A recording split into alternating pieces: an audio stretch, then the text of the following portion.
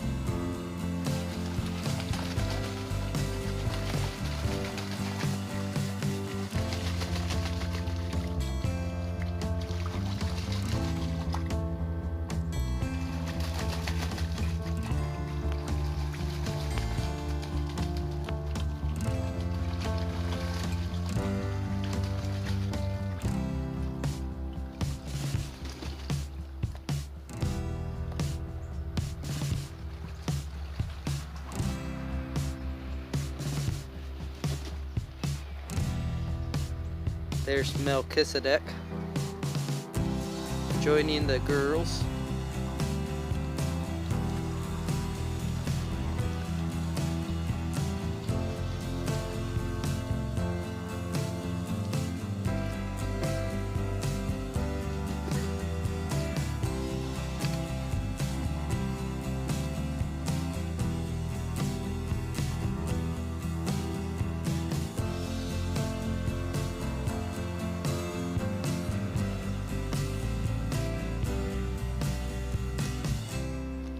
So yeah, back to what I was saying with the water here. A lot of water here, so we're trying to build up. So if you guys have a wetland, let's just call it that, or a lowland, where water seems to stay like that after the raining season, you want to try to build. So here's an example of what you can do with little to no cost. Find some of these logs, and zoom out here. Okay, so you find some of these logs, just any logs really, and then what you want to do is place them wherever you want to build, and add organic material on this side, if that makes sense. You're just making a step up. And see, there's no water. You see that? Here there's no water, and then down here you can kind of hear that there's more water, as opposed to here. There's no, oops, the camera's moving, my bad. Okay, so here, you guys can see logs. This right here is where I've been building over time. And it's kind of like that all throughout the land. Where I'm standing is the lower part of the land. So, right here you can clearly see that the water is right here. So I've built up about, I'd say 6 inches or so. But here where the chickens have scratched, you see that, guys? That's where the water is at. So you got to continue to build. We've gotten a volunteer willow over here. A volunteer, I don't know what kind of tree that is, but it's that kind of tree right there. Those tall ones that seem to grow in the wetlands. And everything down here is just really wet. That elderberry does good down here. But yeah, you can clearly see the water here. See, it's very wet, and then here it's not so much. We've been trying to build on this area.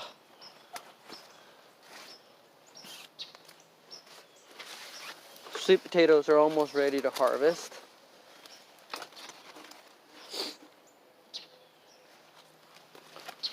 You can see here that right here there's a lot of water. All down through this way.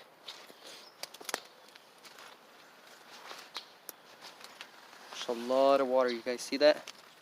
It's pretty damp over here. The block there just has about an inch or two of water all the way down. And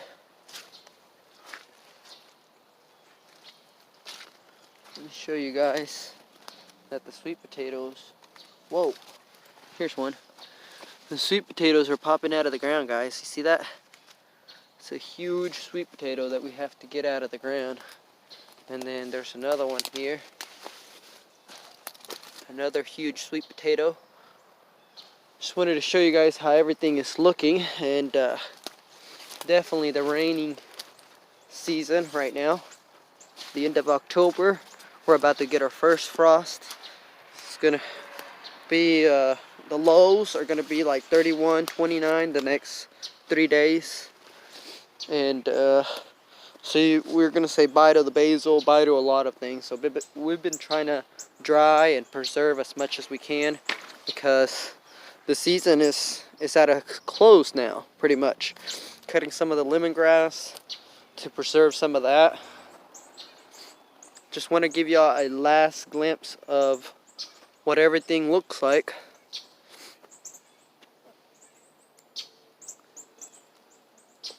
You can hear all the birds around here, probably trying to get the last bit of food they can find. But everything is just still beautiful. I have not gotten as much mulch as I wish this year, but I'm working on it. I'm going to focus on getting more leaves and more pine needles that I can, to always try to suppress the weeds. But this is it, guys. Just wanted to show you the green part of it.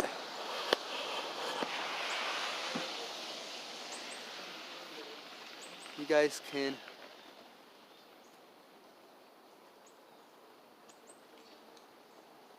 kind of just see.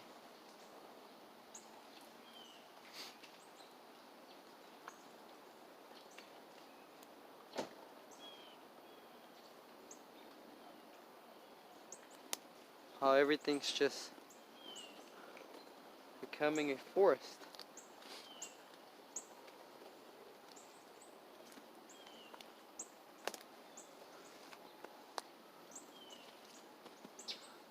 We're still getting bitter melons, and hope you guys can see the castor beans are pretty tall. Yeah. Hey. Hummingbird vines, they're done. But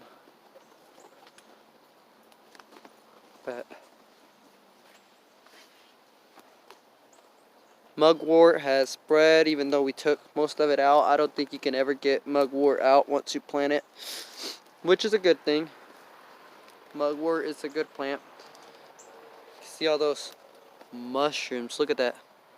Fertility in the making. Look at that. The logs just turn into sawdust on its own. There's no need of grinding it down. It will do it over time. You guys see that? It's just breaking down. It's awesome. No work, guys. No work. Permaculture. See, it's rotting its own logs. See, it's about a log deep. Here where I'm standing, it's about a log deep. And then here's another log. Look, just over time, it just rots away, guys. So the magic. Look, there's a baby worm there. Okay, see that? Shouldn't disturbed it, but yeah. Look, this just holds lots of water, and it just breaks down. We have sweet potatoes just exposing themselves there. 1, 2. You guys can see right there, right over there, just popping out of the ground. One even back there. And yeah, guys, no work, just soil makes itself. So yeah, got some more lemongrass to cut here.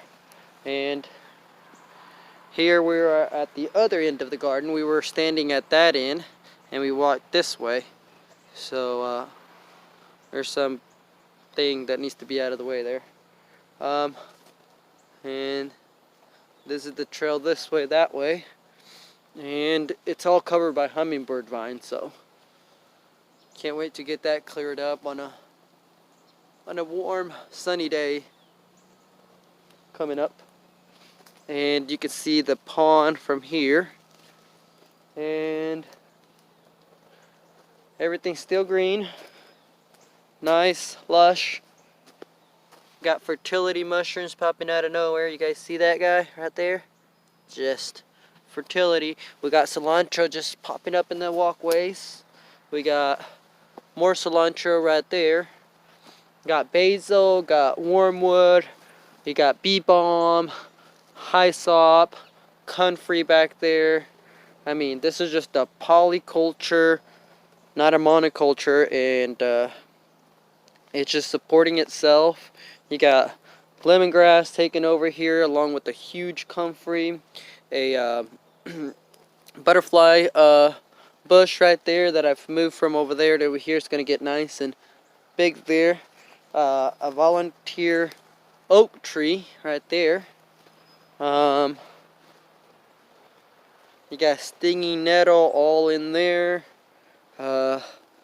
Cherry tree. You got a quince hiding right here that you can't even really see. This is where I am trying to get the water to run through from over there. There's a bag there, should not be there. Water running down that way. Rabbits are back there. And then there's a passion fruit growing along the vines there, along with blackberries. We got another comfrey and some lemon balm in there. Morning glories, of course. They just come up every year. And we got a squash plant here, calabaza, that still has a little, see, we have to get that guy before it freezes. And yeah, so we got nice, this is, I think, let me see, what is it, nectarine tree. We got another cherry tree somewhere around here hiding, mulberry. This is a Pakistan mulberry. You got more mulberry. We got a dwarf peach, I believe. And then just tomatoes and other things in here that are just annuals. And we got an apple tree and a peach tree down that way. And then we got another peach and a plum, I think, over here. That's a peach. And the other one's a plum.